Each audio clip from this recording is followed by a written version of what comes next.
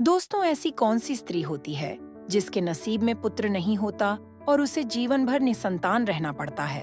और वो कौन से काम है जो एक पतिव्रता स्त्री को अपने जीवन में कभी नहीं करने चाहिए, वरना उसे पुत्र की प्राप्ति नहीं होगी। कथा सुनाते हुए भगवान विष्णु कहते हैं, कहानी को आगे बढ़ाने से पहले आपसे हमारे हाथ जोड़ के रिक्वेस्ट है कि हमारे चैनल को सब्सक्राइब करें और वीडियो को ज्यादा से ज्यादा शेयर करें। तो चलिए, एक समय की बात है। एक गांव में एक धनवान व्यक्ति रहता था और उस धनवान व्यक्ति के 2 बेटे थे। वे दोनों विवाहित थे और सेठ और उसकी पत्नी दोनों बहुत ही दुष्ट स्वभाव के थे। और सेठ का बड़ा बेटा और उसकी पत्नी भी दुष्ट स्वभाव के थे, लेकिन सेठ का छोटा बेटा बहुत अच्छे स्वभाव का था और उसकी पत्नी भी बहुत अच्छे स्वभाव की थी। वह अच्छे स्वभाव की थी और वह घर का सारा काम अकेले ही करती थी और घर में सबके कपड़े भी धोती थी। आप ऐसी महिला हैं जिसे पुत्र प्राप्ति नहीं हुई है तो यह कहानी सुने। उस व्यापारी की पत्नी पहले से ही बहुत दुष्ट स्वभाव की थी और उसके दुष्ट स्वभाव के कारण घर के सभी लोग उससे बहुत परेशान थे और वह अपनी छोटी बहू को बहुत परेशान करती थी। उसे परेशान करने में उसे मजा आता था। सेठ की छोटी बहू का नाम राधिका था। राधिका बेचारी घर का सारा काम करती थी, फिर भी सेठ की पत्नी उसे बहुत परेशान करती थी। चाहे वह कितना भी घर का काम करे, सेठ की पत्नी उसे हमेशा डांटती रहती। एक दिन जब राधिका घर में झाड़ू लगा रही थी तो सेठ की पत्नी बोली, बहुत देर हो गई है, तुम अभी तक झाड़ू नहीं लगा पाई हो। मैं मंदिर जा रही हूँ और जब तक मैं वहाँ से लौटूंगी तब तक खाना तैयार हो जाना चाहिए। मैं लौटते ही खा लूंगी।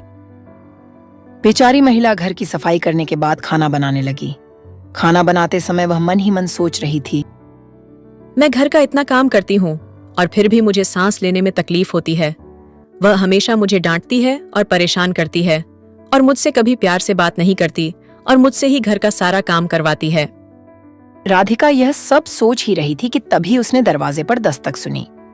उसने सोचा कि खाना अभी तक तैयार नहीं हुआ है और ऐसा लगता है कि मेरी सास आज बहुत जल्दी मंदिर से लौट आई हैं। तब राधिका दरवाजे के पास गई और दरवाजा खोला। तब उसने देखा कि दरवाजे के बाहर एक साधु महाराज खड़े थे। तब उन साधु महाराज ने राधिका से कहा, बेटी, कृपया मुझे कुछ भोजन करा दो, मुझे बहुत भूख लगी है। तब राधिका बोली, महाराज, मैं आपको भोजन करा देती, लेकिन मेरी सास बहुत दुष्ट स्वभाव की है। वह मुझे बहुत डांटेंगी और वह अभी मंदिर गई हैं और मंदिर से लौट रही होंगी। अगर वह आ गई और मुझे आपको भोजन परोसते हुए देख लिया तो मुझे बहुत मारेंगी, इसीलिए मैं आपको भोजन नहीं करा सकता। तो साधु ने कहा, बेटी, मुझे थोड़ा सा भोजन ही खिला दो, मैंने सुबह से कुछ नहीं खाया है। साधु की यह बात सुनकर राधिका को दया आ जाती है और वह साधु से कहती है, महाराज, आप अंदर आइए, मैं आपको भोजन कराती हूँ। तब साधु अंदर आता है और राधिका उसे भोजन कराती है। अब जब साधु भोजन कर रहे होते हैं तो अचानक राधिका की सास मंदिर से घर आती है और साधु को भोजन करते देख वह कहती है, ये मेरा घर है, ये मेरा घर है, कोई रेस्टोरेंट नहीं जहाँ सब आएंगे और खाकर चले जाएंगे। और तुमने इस संत को खाना क्यों दिया? क्या खाना मुफ्त में आता है जो तुम सबको अपने घर में बैठाकर खिलाती रहती हो? तुमने उस संत को अपने घर में धक्का देकर वापस निकाल दिया और उसका खाना उठाकर बाहर फेंक दिया। फिर वह राधिका से बोली, तुमने इस संत को खाना क्यों खिलाया? खाना इतना महंगा है, तुम्हें नहीं पता कि घर के लोग अब क्या खाएंगे? तब राधिका डर कर बोली, संत बहुत भूखा था, इसलिए मैंने उसे खाना खिला दिया। मैंने उसे मेरे हिस्से का खाना दे दिया था, इसीलिए मैं आज नहीं खाऊंगी। और तुम इतना गुस्सा क्यों हो रही हो? मैंने उसे मेरे हिस्से का खाना दे दिया है। ये सुनकर उसकी माँ गुस्सा हो गई और उसने राधिका को घर से धक्का देकर बाहर निकाल दिया और कहा कि अब तुम्हें इस घर में रहने की जरूरत नहीं है और तुम दोबारा कभी मेरे घर नहीं आना। फिर वह अपनी माँ के घर जाने लगती है और रास्ते में एक घना जंगल पड़ता है। राधिका भूखी प्यासी अपनी माँ के घर जा रही थी। तभी बारिश होने लगी। तब राधिका जंगल में एक पेड़ के नीचे बैठ गई, लेकिन बारिश की बूंदें उसके ऊपर गिरती रहीं और वह भीगने लगी। तभी उसे एक और पेड़ दिखाई दिया जो बहुत बड़ा था। तो खुद को बारिश से बचाने के लिए वह उस बड़े पेड़ के नीचे जाकर बैठ गई और रोने लगी। तभी उसकी मुलाकात एक संत से हुई और संत ने कहा। बेटी, तुम क्यों रो रही हो? तब राधिका ने संत को पूरी बात बताई। तब संत ने कहा कि वो लोग तुम्हें इसलिए परेशान कर रहे हैं क्योंकि तुम्हें अब तक पुत्र की प्राप्ति नहीं हुई। लेकिन तुम चिंता मत करो, मैं तुम्हें एक पर्ची देता हूँ जिसमें पुत्र प्राप्ति का उपाय लिखा है। तब संत ने उसे एक पर्ची दी और कहा, इसमें लिखे उपाय को अगर तुम श्रद्धा पूर्वक करोगी तो तुम्हें पुत्र की प्राप्ति अवश्य होगी। इतना कहकर संत वहां से चले गए। तभी राधिका मन ही मन सोचने लगी कि अगर मुझे भी बेटा हो गया तो मुझे भी ससुराल में बहुत इज्जत मिलेगी और मेरी सास मेरा बहुत सम्मान करेंगी। वो अभी जाग ही रही थी कि बारिश बंद हो गई और उसने पर्ची खोलकर पढ़ी। उसमें लिखा था कि पुत्र प्राप्ति के लिए स्त्री को हमेशा अपने पति के करीब रहना चाहिए, बाईं करवट सोना चाहिए। और पर्ची में आगे लिखा था कि जिया नौसाश, स्विंग मासिक धर्म के पहले 4 दिनों में पुरुष और स्त्री के संभोग करने से पुरुष रोग उत्पन्न होता है। इसीलिए पति पत्नी को मासिक धर्म के पहले 4 दिनों में सहवास नहीं करना चाहिए और 5वें दिन सहवास करने से पुत्री उत्पन्न होती है और 6ठे दिन सहवास करने से पुत्र उत्पन्न होता है और 7वें दिन सहवास करने से बांझ पुत्री उत्पन्न होती है और मासिक धर्म की 10वीं रात्रि को सहवास करने से बहुत उत्तम पुत्र उत्पन्न होता है। और फिर उस पर्ची में लिखी हुई सारी बातें पढ़कर राधिका मन में विचार करने लगी। अब मैं इसी जंगल में रहूंगी। फिर उसने जंगल में एक कुटिया बनाई और वहीं रहने लगी। फिर उसका पति उसे खोजता हुआ उसी जंगल में राधिका के पास आया और उसे घर चलने को कहा। तब राधिका ने उसे पर्ची वाली सारी कहानी बताई और कहा कि अब मैं जब तक पुत्र की प्राप्ति नहीं कर लेता तब तक यहीं रहूंगा। यह सुनकर उसका पति भी उसके साथ जंगल में रहने लगा और फिर राधिका अपने मासिक धर्म के दौरान ही मासिक धर्म की 10वीं रात्रि को अपने पति को छोड़कर चली गई और वह गर्भवती हो गई। फिर सुबह होते ही राधिका स्नान करके पूजा करने बैठ गई। फिर उसका पति लकड़ियां काटने चला गया और तभी भयंकर तूफान आया जिससे उसकी झोपड़ी उड़ गई और तेज बारिश होने लगी। और फिर खुद को बारिश से बचाने के लिए राधिका उसी बड़े पेड़ के नीचे जाकर बैठ गई और उस पेड़ पर 2 राक्षसियां प्रकट हुईं। वहां पर एक महिला रहती थी जो उस समय बाहर गई हुई थी और थोड़ी देर बाद वो दोनों राक्षसियां पेड़ पर आकर बैठ गईं और राधिका उसी पेड़ के नीचे बैठी थी।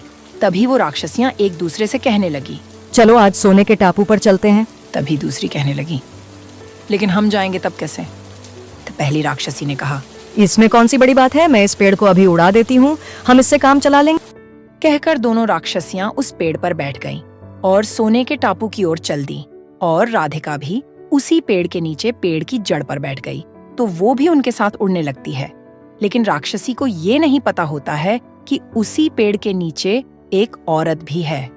फिर थोड़ी ही देर में दोनों राक्षसियां सोने के टापू पर पहुंच जाती हैं और फिर जब दोनों राक्षसियों को भूख लगती है तो वे दोनों पेड़ से नीचे उतर आती हैं और शिकार करने चली जाती हैं।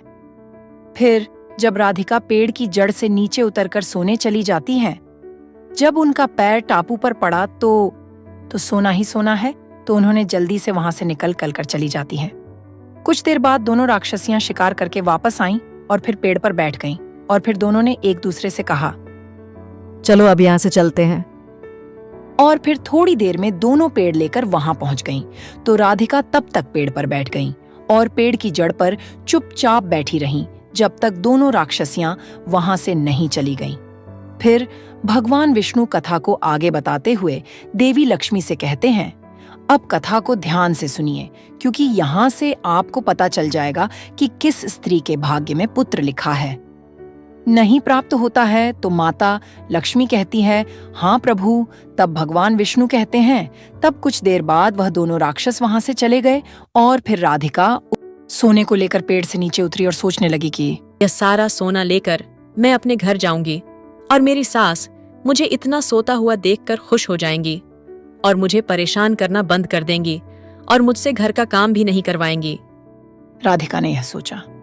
जब वह ऐसा कर रही थी तो उसका पति भी जंगल से लकड़ियां काट कर आ गया और राधिका से पूछा कि तुम्हारे पास इतना सारा सोना कहाँ से आया? तब राधिका ने उसे राक्षस वाली सारी बात बताई और कहा, चलो अब घर चलते हैं। ठीक है। और फिर वो दोनों घर चले जाते हैं। तब उसके पति ने कहा और घर पहुंचकर राधिका सारा सोना अपनी सास को दे देती है। तब इतना सारा सोना देखकर उसकी सास बहुत खुश हो जाती है और उससे पूछने लगती है कि तुम्हारे पास इतना सारा सोना कहाँ से आया? तब राधिका ने अपनी सास को राक्षस कहकर सारी कहानी बताई। तब उसकी माँ ने सारा सोना ले लिया और उसके बाद वो राधिका से बोली, इतने सारे सोने का क्या होगा? जब वहाँ बहुत सारा सोना था तो तुम्हें और सोना लाना चाहिए था। तुम इतना कम सोना क्यों लाई हो? तब राधिका, हाँ, इतना सारा सोना है, अगर मैं और सोना ले आती तो क्या होता? उसकी माँ ने कहा, तुम्हें और सोना लाना चाहिए था ताकि हमारी 7 पीढ़ियां बैठकर खा सकती थी और फिर भी सोना खत्म नहीं होता। अब तुम देखना, इस बार मैं जाऊंगी और बहुत सारा सोना लेकर आऊंगी। स्विंगल राधिका ने कहा। तब राधिका ने कहा, नहीं माँ, आप वहाँ मत जाओ, वहाँ जान को खतरा है। तो सास ने कहा, नहीं, मैं जाऊंगी और बहुत सारा सोना लेकर आऊंगी।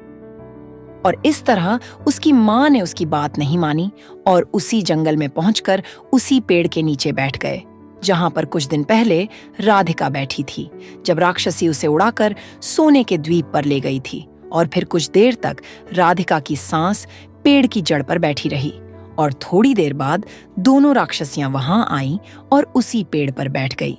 फिर उनमें से एक राक्षसी कहने लगी कि चलो आज हम सोने के द्वीप पर नहीं बल्कि नदी के किनारे चलते हैं, वहां पर हम मछली खाएंगे। और यह कहकर वह पेड़ के साथ नदी की ओर चलने लगती है और उसकी सांस अचानक से कहती है, तुम दोनों पेड़ को सोना के द्वीप पर क्यों नहीं ले जा रहे हो? तब उन दोनों की नजर उसकी सांस पर पड़ी और उसकी सांस सोचने लगी, अब ये मैंने क्या कहा?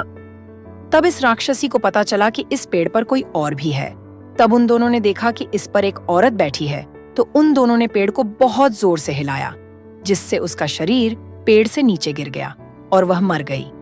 बाद में जब उसके परिवार वालों को उसकी मृत्यु के बारे में पता चला, तो सब लोग वहां पहुंचे और राधिका कहने लगी, मैंने अपनी सास को वहां न जाने की सलाह दी थी, लेकिन वह सोने के लालच में वहां चली गई और अब उसे अपने लालच का फल मिला। दोस्तों, जो आगे कहानी बताते हुए भगवान विष्णु कहते हैं कि इस तरह से उसकी सास मर गई, इसीलिए हमें लालच नहीं करना चाहिए। और फिर कुछ समय बाद राधिका को एक पुत्र हुआ और पुत्र को पाकर राधिका बहुत खुश हुई और उसने अपने घर में एक भोज का आयोजन किया, जिसमें उसने अपने घर पर कई पंडितों और संतों को भोजन कराया। और फिर भोजन करने के बाद सभी संतों ने उसे आशीर्वाद दिया। उन्होंने कई आशीर्वाद दिए और दूसरी तरफ व्यापारी के बड़े बेटे की बहू, जो हमेशा राधिका को उसके बेटे के बारे में ताना मारती थी, उसका मुंह हमेशा के लिए बंद हो गया।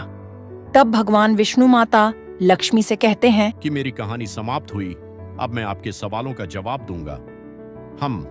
आपका पहला सवाल था कि कौन सी महिला को पुत्र प्राप्ति नहीं होती और वह जीवन भर निसंतान रहती है। तो जो महिलाएं संत द्वारा दी गई पर्ची में लिखे अनुसार काम करती हैं, उनके भाग्य में पुत्र प्राप्ति नहीं होती। और जो महिलाएं अपने पति का सम्मान नहीं करती और उनसे हमेशा लड़ती रहती हैं और हमेशा उनसे नाराज रहती हैं, उनके भाग्य में भी पुत्र प्राप्ति नहीं होती। इसीलिए हर महिला को अपने पति का सम्मान करना चाहिए। और आपका दूसरा सवाल था कि वह महिला कौन है जो समय से पहले विधवा हो जाती है और पति के बिना दयनीय जीवन जीती है। अगर वो जीवित है तो समझ लीजिए कि वो स्त्रियां जो पति के होते हुए भी मांग में सिंदूर नहीं लगाती और मंगलसूत्र नहीं पहनती, और जहां भी जाती है बिना सिंदूर और मंगलसूत्र के जाती है और अपने पति के कहने पर भी उसकी बात नहीं मानती, और अगर वो दूसरे पुरुषों से संबंध रखती है तो ऐसी स्त्रियां समय से पहले ही विधवा हो जाती हैं। इसीलिए एक विवाहित स्त्री को पतिव्रता जीवन जीना चाहिए और अपने पति के अलावा दूसरे पुरुषों की तरफ देखना भी नहीं चाहिए। और आपका तीसरा सवाल था कि वो पुरुष कौन है। अगर कोई ऐसी स्त्री है जो पति के होते हुए भी दुखी जीवन जीती है और अपने जीवन में कभी सुख नहीं पाती है, तो समझ लीजिए कि ये वो स्त्रियां हैं जो सुबह देर तक सोती है और 8 बजे या 9 बजे उठ जाती है और बिना नहाए खाना बनाती है और पूजा भी नहीं करती है। और अगर कहीं जाना भी होता है तो अपने पति की आज्ञा के बिना जाती है, पति के मना करने पर भी नहीं मानती है, अपने पति की एक भी बात नहीं मानती है। ऐसी स्त्रियों को अपने जीवन में कभी सुख नहीं मिलता है और वो हमेशा उदास रहती है। दुखी जीवन से बचने के लिए पतिव्रता स्त्री का चरित्र अच्छा होना चाहिए और सुबह उठकर स्नान आदि करने के बाद, पूजा पाठ करने के बाद भोजन बनाना चाहिए, जिससे घर में सुख शांति बनी रहे। और साथ ही माता लक्ष्मी की पूजा भी करनी चाहिए, जिससे माता लक्ष्मी प्रसन्न हो। दोस्तों, आपको यह कहानी कैसी लगी? हमें कमेंट करके जरूर बताएं और बोलें जय माता लक्ष्मी की।